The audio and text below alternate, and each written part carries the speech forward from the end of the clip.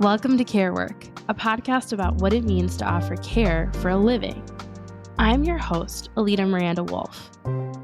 For most of my career, I've been a diversity, equity, inclusion, and belonging practitioner focused on teaching love, healing harm, and scaling belonging.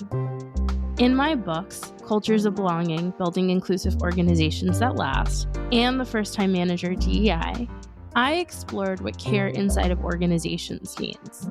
Join me as I continue this journey with guests who take meeting the needs of others on as their callings, both inside of organizations and in any other way. In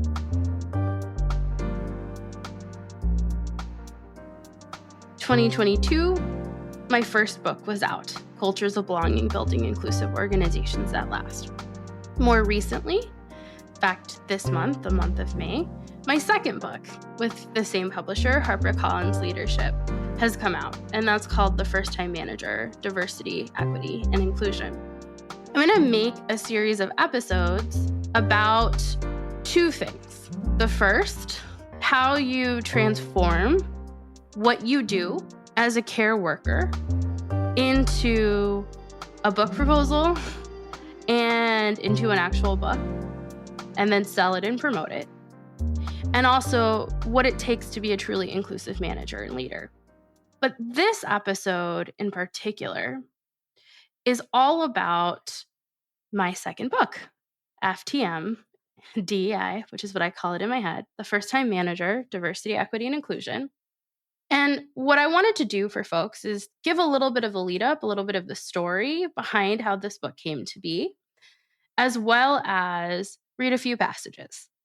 So when I was writing Cultures of Belonging, I had way more content than was actually contracted.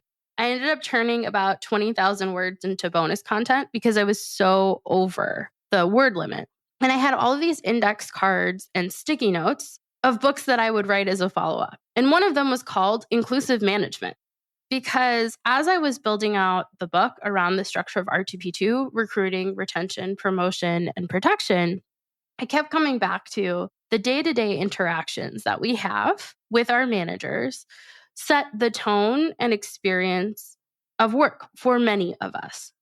And so if that's the case, we can build these really durable, inclusive, equitable structures, and they may be unevenly applied. We may not actually get to see the benefit of them. We may not be able to even know that they exist based on how information is shared. So the manager has to be directly involved and pushing for these things day in and day out.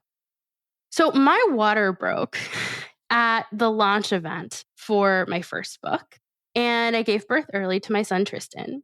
And while I was on parental leave, I was losing my mind in some ways. I had a traumatic birth experience. I won't get into that here on this episode, but let's just say that I came to understand the rates around maternal mortality in the US more directly than I ever expected I would. Not only that, my son was losing weight very rapidly in the first week after birth, and breastfeeding was really difficult. My health, I was trying to recover. His health, he was trying to recover. My son has never slept. He's 2 years old. He's never slept. And we have worked with just about everyone that you could recommend, and he's just not a baby who sleeps.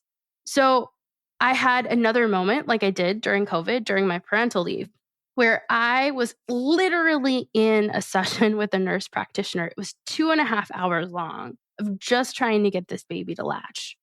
And she said to me, "This baby is going to break you down." And my reaction to that was to go home and say, what is within my control? And one of the things that was clear was that most things in the house were not in my control. I could pump, which I did, and I could do things on my computer because my son was calm when he was on top of me, and that was it. So I could type. And I set about writing a book proposal for what I called Compassionate Conversations, which was how specifically managers could facilitate conversation and dialogue around 12 different social identities in a way that applied a framework I had developed at Ethos and would really solve this particular problem of how do we actually make sure structures like the ones in cultures of belonging take hold. So I wrote the book proposal. I sent it to my agent. My agent was supportive. And since my publisher had first right of refusal, we sent it to the publisher. Publisher came back and said, we like it, but we don't like the title. So come back with some other options, which I did. And then they came back and they said, the content of the proposal is what we're looking for, but we actually want to expand on a series, The First Time Manager. And we're wondering if you would write the diversity, equity, and inclusion edition of the series, The First Time Manager, which has sold 500,000 copies. There's the First Time Manager Sales, the First Time Manager Human Resources, the First Time Manager Crisis. And we want to have the First Time Manager Diversity, Equity, and Inclusion. So really right when I came back from parental leave, I started on this process and then I wrote the book and here we are. It came out on May 7th of 2024 and it's never felt more relevant to me than now because of the current political situation where diversity, equity, inclusion, and belonging is under attack. We have everything from DEI being called die to didn't earn it. We have activist investors and politicians asking for it to be eliminated, actually suing organizations for putting it into effect. We had the fall of affirmative action. We have the conflation of DEI with everything from social justice to critical race theory to progressive politics. Of course, it's none of those things, but it's all there in the dialogue. At the same time that what the research shows us, specifically from Pew Research, is that employees are just as committed to diversity, equity, and inclusion as they were in 2020. They just have less power in their organizations because it is a soft labor market. And so I thought to myself, what matters most to me about this book is that as this field and as this space is under attack and employees still want this, what has the most tangible impact on an employee's day-to-day? And that's supporting the relationship they have with their managers, as well as managers who occupy the very common position of having these underrepresented and underserved identities at the same time that they're caught in the middle between their direct reports and the people who manage them. So that's how this came to be. That's where this book has been birthed from. And I was writing this book during the absolute worst year of my life. And it was an opportunity for me to think about what better could look like. So it does come from a place of hope, of quite a bit of hope. And with that in mind, I'm going to read 2 passages of this book. And I hope that based on what you hear, you like it enough to pick up a copy. It can be found anywhere books are sold. So I'll start with the introduction. The first time I ever led a management class, I played a music video called Lady Boss. In the video, comedian and actress Rachel Bloom parodies girl boss empowerment while also naming the very real struggles of managing others while navigating gender dynamics at work. I paused at the lyric, "Take big swings and suppress the fear of catastrophic failure," to take the room's pulse. Much to my relief, my audience of first-time managers laughed in recognition. While we all identified as different genders, races, ethnicities, life stages, and even specializations, we shared something vital in common: the ever-present pressure of being responsible for our employees' performance and experience at work. Being a manager is often challenging, thankless, and confusing. This is a lesson I've learned several times over the course of my career. From the moment I graduated from college, I knew I wanted to be in charge. Unlike many of my peers, I did not come to management because of a lack of other career progression options or pressure from my organization or manager. I wanted to be a manager, partly because I had been led by some talented ones early in my career. These were managers who, I would later learn, honed their craft because they came from marginalized groups and did not want to see the harm they had personally experienced reproduced. Naturally, as I navigated my career, I experienced my own biased managers and inequitable work environments. I also, unfortunately, acted on my own biases and either unconsciously or misguidedly created exclusive work environments. As a person who has been a manager longer than I have been anything else professionally, perhaps the most important lesson I've learned about management comes from an unexpected place. The theologian Paul Tillich, best known for his influence on his most famous pupil, Martin Luther King Jr., taught that power is the ability for a person to self-actualize, and love comes from wanting to be connected to something greater than oneself. Power without love can be abusive and selfish, while love without power can lead to the suppression of difference and the loss of self. It's my belief that being an inclusive manager means finding ways to balance power and love on a daily basis. When do we prioritize the needs of an individual employee over that of the whole team? When do we hold firm that what the team needs is more important than what the individual employee wants? How do we ensure that we respect one person's boundaries without compromising another's? How do we live up to the promises we make to ourselves and to each other, all while driving results and hitting our earnings targets? These are not simple questions. In a world where social upheavals, individual experiences, and complex team dynamics come into constant contact, the answers we might have once held up as right leave much to be desired. Since management careers first came into being more than a century ago, managers have been faced with moving targets and rapid changes in what good management is.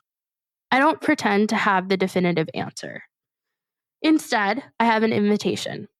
Imagine what it would look like to co-create a community of people who, by respecting and appreciating their differences, together achieve a sense of togetherness. What would it mean to nurture those conditions? To throw out the playbook of standard best practice management and instead honor the humanity and dignity of those who you have been charged to bring together. When offered the chance to contribute to the First Time Manager series, I vowed to take everything I've learned about doing that kind of management and capture it in one place. These lessons come from the firsthand experiences of managing and being managed, secondhand learning through reading, research, and management training, and from my time as a coach and a facilitator of diversity, equity, inclusion, and belonging management programs. You don't need a PhD in Googling to access information on inclusive management. What you want to know is out there. The real value in a project like the First Time Manager, Diversity, Equity, and Inclusion is not in the information itself, but the work of guiding you in its application. That's my highest aspiration for this book, that it provides you with some insights, encouragement, and guidelines to help you do one of the hardest jobs there is, managing for the first time while cultivating a culture of belonging. This next passage comes from chapter 28 and is about stress. And I'm reading this passage and sharing this passage because, for one, it's the part of the book that I've been asked to speak about the most. And because I think it allows for us to think not only of a manager's responsibility to their employees, but also a manager's responsibility to themselves. So here we go. Stress. Knowing how to eliminate, streamline, delegate, or add resources requires that you have at least some clarity. But in high-stress situations, you might find yourself going into autopilot mode, further perpetuating your stress and overwork. That's why understanding and managing your stress is so crucial. Stress refers to any experience of emotional and physical tension. Often, a certain amount of stress motivates us to take action and pursue our goals and aspirations. This is a particular kind of stress, known as eustress, or good stress, when the gap between your current state and your desired future state requires you to push outside your boundaries. When you experience eustress, you feel uncomfortable, but you understand that the discomfort will lead to growth. It's usually characterized by feelings of hope, energy, and vigor. Distress is the opposite, the bad stress that results in extreme anxiety, discomfort, or pain. Distress is usually net negative, leading you to feel depleted and hopeless. There are 10 common forms of workplace stress contributors that you and your direct reports may encounter. The first is barriers to self-expression. I can't honestly say what I think or feel without repercussions. 2, lack of authority. I have many responsibilities, but not enough authority to fulfill them. 3, limited time. I would perform at a higher level if I had more time. 4, lack of acknowledgement. I seldom receive acknowledgement or appreciation when I perform well. 5, dissatisfaction. I'm not proud of my work or satisfied with my job. 6, discrimination. I have the impression that I am repeatedly discriminated against at work. 7, safety. My workplace environment is not safe. 8. Work-life balance. My job often interferes with my family, social, and community commitments and personal needs. 9. Conflict. I frequently argue with my teammates, leaders, or customers. 10. Lack of control. I feel I have little control over my life at work. While whether you experience eustress or distress affects your sentiment toward work, another key factor is the actual amount of stress you feel. Eustress can become distress when the feelings of motivation transform into ones of anxiety. The stress curve demonstrates how easy this shift from one stage of stress, like optimum stress, to overload, is as the stress level increases. As the curve shows, when someone does not experience enough stress, they may be inactive or feel a sense of lethargy caused by underload. An employee who recently finished a major project and awaits a new one might experience underload because they don't have enough deadlines to worry about, but they also don't have anything motivating them. Inactivity or underload are fine for short periods of time. They can even open up time for rest, restoration, and leisure. Optimum stress happens when someone experiences a moderate amount of eustress, which leads to high performance. When at the optimum stress stage, an employee may feel fatigued at the end of the day, but with a good night's sleep and some decompression time can come back feeling refreshed and motivated. The shift from fatigue to exhaustion often marks the beginning of overload, where the amount of stress affects performance, quality, and well-being. Instead of feeling fatigued and then ready to return after some rest, an exhausted employee may wake up tired and anxious about their workday. In some cases, the employee may feel exhausted only in the context of work, demonstrating that it's the psychological experience of doing the work causing the physiological impact, rather than something purely physiological. The move from overload to burnout and breakdown is a rapid and steeply downward sloping curve. By the time burnout occurs, moving back up the curve to optimum stress becomes almost impossible. You might struggle to notice when you are approaching the overload or burnout stages. First-time managers are susceptible to overload and burnout because they have so many types of stressors to contend with at one time. A new manager balances the responsibilities of their job with the on-the-job and off-the-job learning they have to do to fulfill those responsibilities, along with the emotional stress of navigating change. So, what do you do if you start to experience overload or find yourself in the burnout zone? Our cultural conversation about burnout focuses almost solely on exhaustion, yet the experience of being overextended is simply not the same as being burned out. Specifically, when psychologist and researcher Christina Maslach developed the Maslach Burnout Inventory, she identified 3 components to burnout. Exhaustion, a feeling of being constantly drained of energy at work due to being overextended. The experience of exhaustion dissipates when the worker leaves their workplace, either temporarily or permanently. Depersonalization, a feeling that those you are meant to serve, customers, clients, students, volunteers, and so on, are problems rather than those you are meant to help. The term depersonalization is used interchangeably with cynicism in this model. Lack of personal accomplishment, a feeling that your work accomplishes or contributes nothing, which can be associated with so-called BS jobs. So why the hyper-focus on exhaustion?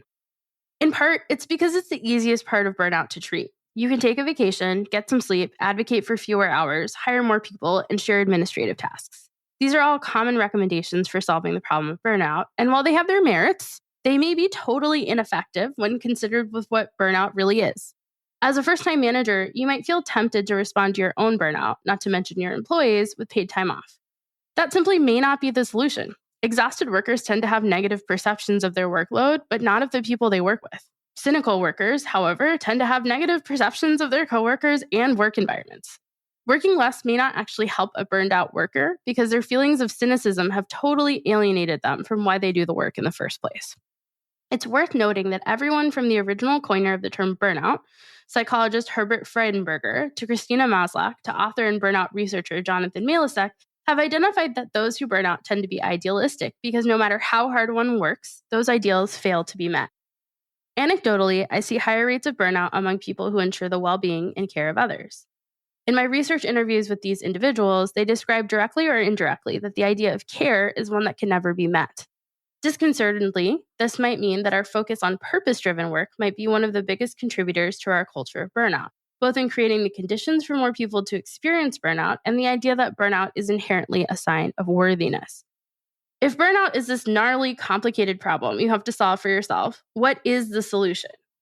Happily, the answer lies in part 2 of this book, creating a culture of belonging with a twist. Because its emphasis on personal value, group acceptance, and mutual support, belonging can serve as an important balm to burnout. In many ways, belonging and burnout are incompatible. Belonging requires a healthy sense of connection and mutuality. What matters in this case is how you seek out your own sense of belonging. You can apply the same 3 R's framework to yourself. Relationships refer to your experience of positive, meaningful ties to your colleagues, customers, and community members. The cultivation and maintenance of these relationships is a balm to feelings of cynicism because we remain committed to and connected to others. In practice, strong working relationships might translate into yes answers to these questions. If I experience an emergency, will others believe me and offer support? Will I have someone to turn to? When I feel stuck or confused, am I met with understanding and resources? Do others acknowledge and validate me as the person I am in addition to the things I do? Do I feel I can offer help, encouragement, and acknowledgement of others? Will they receive this help, encouragement, and acknowledge openly from me? Resources are what you require to have the time needed to invest in relationships, though new managers tend to be chronically under-resourced due to a lack of institutional knowledge and an often pervasive attitude of the need to pay your dues. Nevertheless, when we are well-resourced, we are less likely to be overextended or exhausted.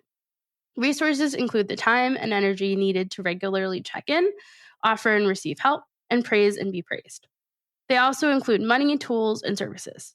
How can I feel valued and respected if I know I am paid less than a colleague doing the exact same role? If my team is understaffed and I am pulling double shifts regularly, will I have enough energy to participate in the work community to feel part of something greater than myself? To achieve a sense of belonging and stave off the exhaustion of burnout, it's worth making a list of everything you need to go from being overwhelmed to neutral. Some questions to ask are, do I have clearly defined roles and responsibilities? Do I know what the must-have and nice-to-have components of my role are? Do we have enough staff to support and complete our current list of projects? If I am unable to complete all of my work within a reasonable amount of time, do I have options other than working late, such as reaching out to a colleague, pushing a deadline, or hiring outside help? Am I authorized to automate manual tasks? Do I believe I am paid fairly relative to my colleagues? Reciprocity is sometimes the hardest for managers because of the need to acknowledge power dynamics. The difference between reciprocal versus transactional workplaces is nuanced and important. Transactional relationships are transparent, but not necessarily trusting. If I stay 30 minutes late to help you with a problem, you will have to stay 30 minutes late next week when I ask. If you break that contract, our trade relationship is over.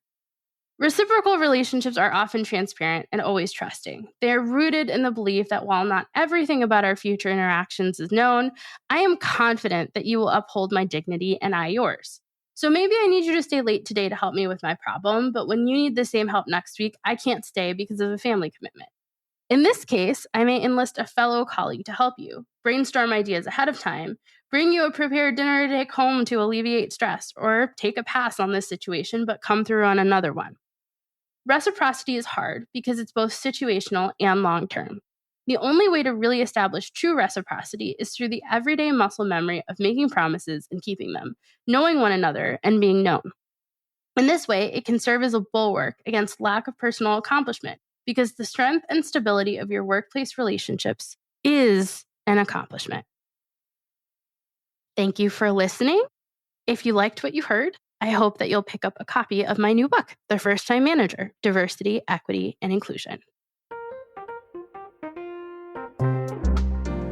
Thank you for listening to Care Work. Please share this podcast with your community to help uplift and advocate for more caring cultures everywhere. This podcast is a collaboration between Ethos and me, Alida Miranda-Wolff. I'm also your host. Theme music, Vibing Introspectively, was written and recorded by Logan Snodgrass. Audio editing and post-production assistance was provided by Organized Sound Productions. If you want more of me, be sure to order my books, Cultures of Belonging and The First Time Manager, DEI.